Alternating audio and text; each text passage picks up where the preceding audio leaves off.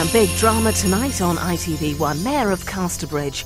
Passion and jealousy, love and despair at 9.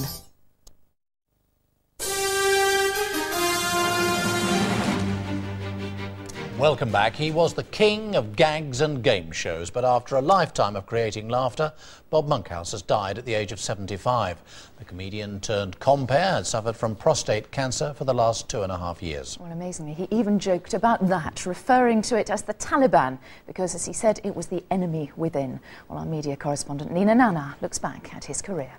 And now here's the star master of Celebrity Squares, Bob Monkhouse. For decades, he was a constant fixture on our TV screens, silky smooth, amazingly sharp, wisecracking. Thank you, and welcome to a show that's hosted by a genuine icon. I con you into thinking I'm genuine.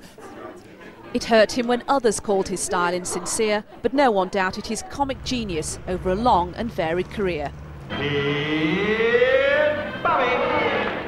Hard to believe the jokes, isn't it? You really need to record this show and play it back and force yourself to believe it.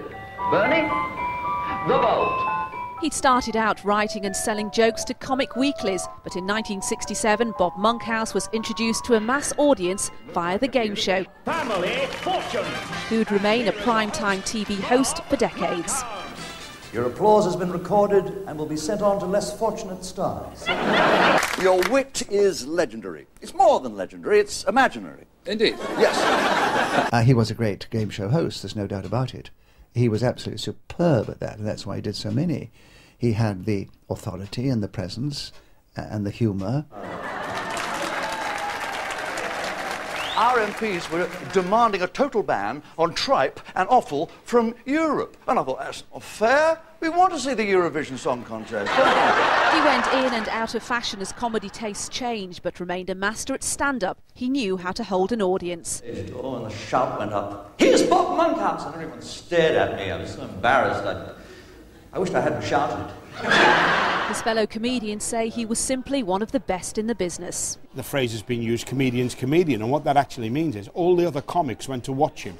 And Tommy Cooper had that, Eric Morecambe had it, a few have it. And you went to watch Bob because he was so meticulous about his material. Bob Monkhouse knew great personal tragedy. His first marriage, which produced 3 children, caused a long-lasting rift with his parents. His second was happier, but he lost 2 of his sons. One, Simon, from whom he was estranged, died of a heroin overdose. His other son, Gary, died of cerebral palsy. He could detail and talk about the things that were, were kind of the darker moments. I think one of the things he said was that life had not always been a cabaret. An astonishing career, an unmistakable style, a life that will long be remembered.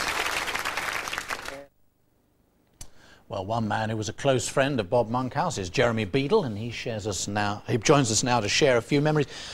Jeremy, a master of his profession, you'd say? A master of many things. He was a polymath. He was an illustrator, historian, he was a movie mastermind. Everything he touched, he went into great detail, and he was a marvellous raconteur, and he could tell you lots and lots of things about so many things in rich detail.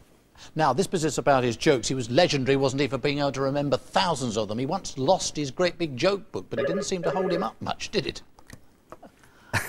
No, it didn't, because he had a phenomenal memory, but he also made the jokes a lot better. He would hone them until they were absolutely perfect.